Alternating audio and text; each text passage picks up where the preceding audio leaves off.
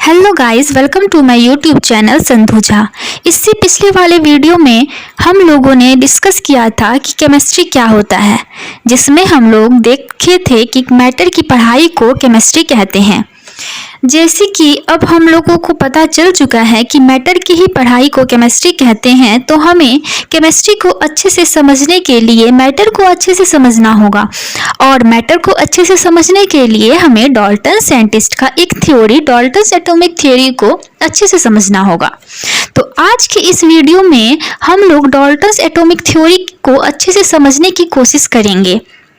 ये video chemistry का part 2 है और इससे पहले वाले वीडियो पार्ट 1 में डेफिनेशन ऑफ केमिस्ट्री और मैटर के बारे में बताया गया है।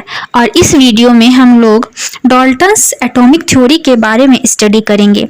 तो चलिए स्टार्ट करते हैं आज का अपना ये वीडियो और देखते हैं कि डाल्टन साइंटिस्ट ने मैटर के बारे में क्या कहा था।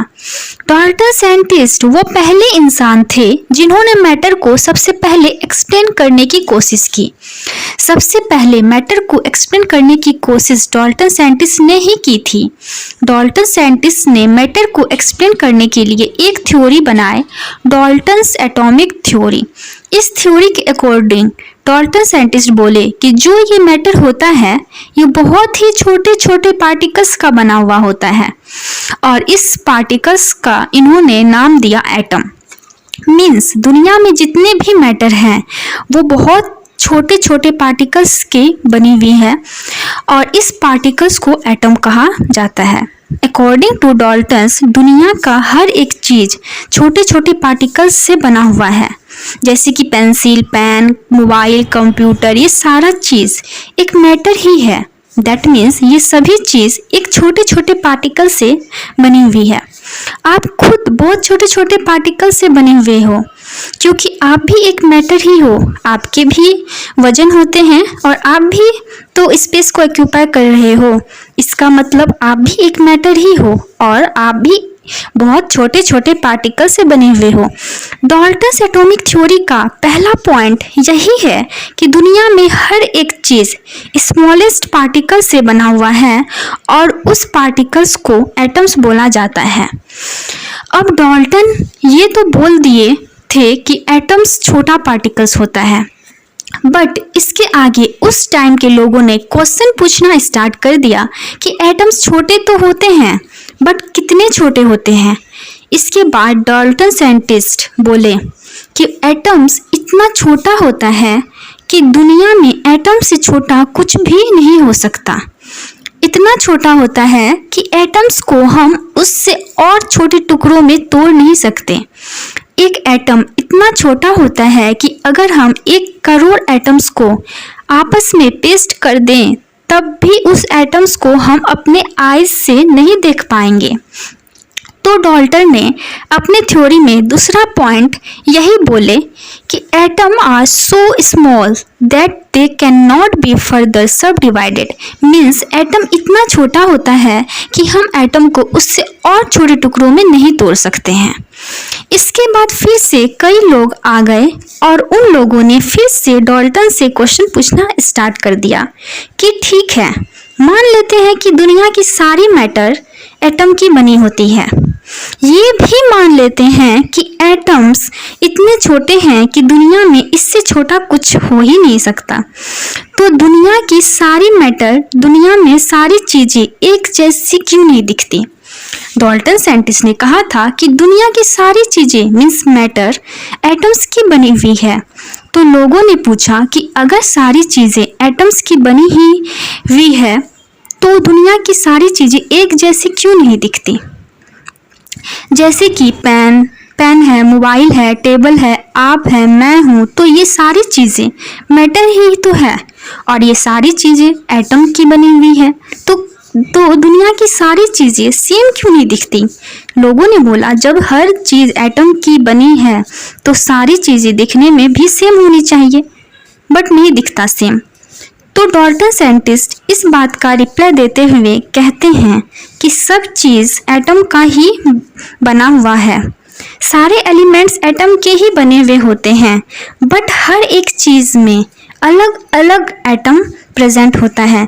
डिफरेंट डिफरेंट चीज़ों में डिफरेंट डिफरेंट टाइप्स के एटम प्रेजेंट होते हैं, इसलिए सभी चीज़ें दिखने में अलग अलग होती है।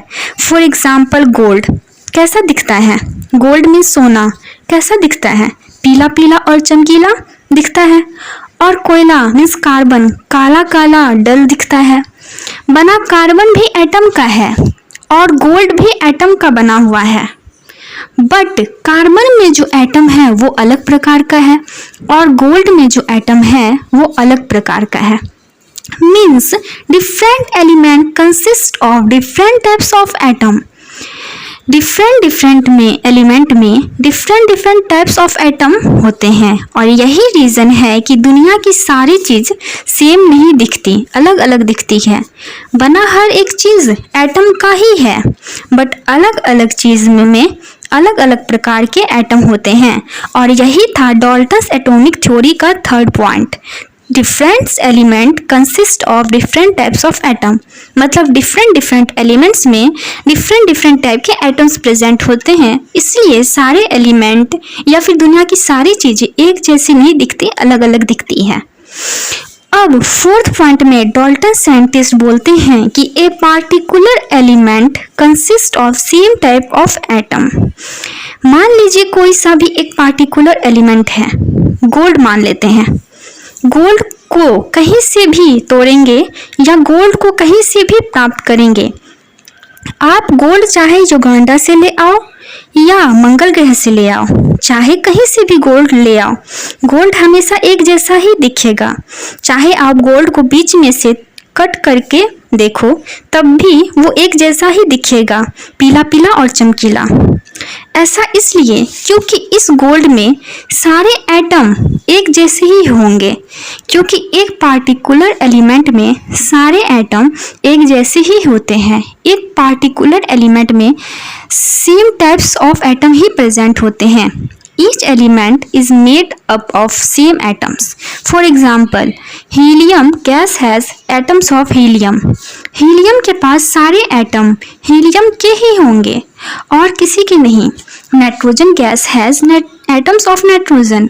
अब नाइट्रोजन गैस है तो नाइट्रोजन गैस के पास सिर्फ नाइट्रोजन के ही एटम होंगे, उसके पास ऑक्सीजन हीलियम के नहीं होंगे, किसी और एलिमेंट्स के एटम नहीं हो सकते हैं नाइट्रोजन के पास। नाइट्रोजन के पास सिर्फ उसके खुद के एटम नाइट्रोजन एटम्स ही होंगे। मीन्स एक कोई सा भी पार्टिकुलर एलिमेंट है उसके पास सेम टाइप्स ऑफ ही एटम होंगे। Oxygen gas has atoms of oxygen. अब ऑक्सीजन के पास ऑक्सीजन के ही एटम होंगे, नाइट्रोजन के तो हो नहीं सकते हैं। अब डाल्टन्स एटॉमिक थ्योरी के फिफ्थ और लास्ट पॉइंट पर आते हैं। डाल्टन साइंटिस्ट ने अपने फिफ्थ पॉइंट में बोले कि डिफरेंट डिफरेंट एलिमेंट के different different types of atom combine आपस में कर सकते हैं और कंबाइन करने के बाद कंपाउंड बनाते हैं। जैसे कि कार्बन है, कार्बन और ऑक्सीजन है। अब ये आपस में कंबाइन करेंगे और एक कंपाउंड बनाएंगे, कार्बन मोनोऑक्साइड। अब देखिए यहाँ कार्बन का एटम अलग प्रकार का होगा और ऑक्सीजन का एटम अलग प्रकार का होगा। मीन्स डिफरेंट एलिमेंट के different types of atom combine किए और एक कंपाउंड बनाया। डिफरेंट एलिमेंट के डिफरेंट एटम्स आपस में कंबाइन करके कंपाउंड बनाएगा और जब ये कंबाइन करेंगे तब ये always whole number of ratio में कंबाइन करेंगे, जैसे 1:1, 1:2, 2:1, 2:3 इसी नंबर में कंबाइन करेंगे। जैसे यहाँ कार्बन और ऑक्सीजन कंबाइन करके कंपाउंड बनाते हैं तो यहाँ कार्बन और oxygen 1:1 means simple whole number ratio में कंबाइन हो रहे हैं। मतलब एक कार्बन का एटम एक ऑक्सीजन के एटम के साथ कंबाइन हो रहा है, तो यहाँ कार्बन का भी एक एटम ही है और ऑक्सीजन का भी एक ही एटम है, तो यहाँ कार्बन और ऑक्सीजन का रेशो निकालेंगे तो 1:1 हो जाएगा। और 1:1 एक सिंपल होल नंबर रेशो है। जैसे यहाँ NO2 का एग्जाम्पल देखिए तो NO2 कैसे बना होगा, जब नाइट्रोजन का एक एटम ऑक्सीजन के 2 एटम के साथ कंबाइन करेगा तो NO2 बनेगा। अब यहाँ नाइट्रोजन के एक एटम है और ऑक्सीजन के 2 एटम है तो नाइट्रोजन और ऑक्सीजन का रेशो 1:2 हो जाएगा। ये भी एक होल नंबर ऑफ रेशो है। जैसे वाटर H2O, तो वाटर कैसे बना? जब हाइड्रोजन के 2 एटम ऑक्सीजन के 1 एटम के साथ कंबाइन किया तो वाटर बना। और वाटर का रेशो क्या हो जाएगा? 2 हाइड्रोजन के एटम हैं और 1 ऑक्सीजन के एटम, तो 2:1 हो जाएगा। एक और एग्जाम्पल हम लोग देख लेते हैं N2O3 का। तो यहाँ नाइट्रोजन के 2 एटम्स हैं और ऑक्सीजन के 3 एटम्स हैं, तो यहाँ रेशो क्या बन जाएगा? 2:3, जो कि एक simple whole number of ratio है। तो यहाँ से हमें यह बात पता चल गया कि डिफरेंट एलिमेंट्स के डिफरेंट एटम ऑलवेज अपने होल नंबर ऑफ रेशो में कंबाइन करेंगे, जैसे कि 1:2, 2:1, 2:3, 1:1। ये कभी भी फ्रैक्शन में कंबाइन नहीं करेंगे, always whole number of ratio में ही कंबाइन करेंगे। तो डाल्टन्स एटॉमिक थ्योरी का 5th पॉइंट था different atom of different elements to combine with each other in whole number ratio. ये डाल्टन्स एटॉमिक थ्योरी का 5th एंड लास्ट पॉइंट था। हम लोग डाल्टन्स एटॉमिक थ्योरी को अब अच्छे से समझ चुके हैं। डाल्टन्स एटॉमिक थ्योरी से हमें ये बात पता चलता है कि मैटर एटम्स का बना हुआ है। इससे पहले वाले वीडियो में मीन्स केमिस्ट्री पार्ट 1 में हम लोग डिस्कस किए थे कि केमिस्ट्री मैटर की पढ़ाई है। मीन्स केमिस्ट्री को अच्छे से समझने के लिए हमें मैटर को अच्छे से समझना होगा। तो आज हम मैटर को भी अच्छे से समझ चुके हैं। अब हमें पता चल चुका है कि मैटर एटम का बना हुआ होता है। तो अब मैटर को और अच्छे से समझने के लिए एटम को अच्छे से समझना होगा। इनडायरेक्टली हमें केमिस्ट्री को समझने के लिए हमें एटम्स को और अच्छे से और एटम्स की प्रॉपर्टी को भी अच्छे से समझनी होगी। समझने की कोशिश कीजिए। एक केमिस्ट्री है मैटर की पढ़ाई और मैटर बना हुआ है एटम का। तो अगर केमिस्ट्री को समझना है तो पहले मैटर को समझना होगा और मैटर बना हुआ है एटम का। तो अगर मैटर को समझना है तो पहले एटम्स को समझना होगा। तो दूसरे शब्दों में केमिस्ट्री इनडायरेक्टली एटम्स की पढ़ाई हो गई। Means chemistry is the detailed study of atoms and all of its property. तो नेक्स्ट वीडियो में केमिस्ट्री पार्ट 3 में हम लोग एटम्स और एटम्स की प्रॉपर्टी को देखेंगे। केमिस्ट्री पार्ट 3 में हम लोग एटम्स और एटम्स की सारी प्रॉपर्टी की स्टडी करेंगे। तब तक के लिए बाय, मिलते हैं नेक्स्ट वीडियो में।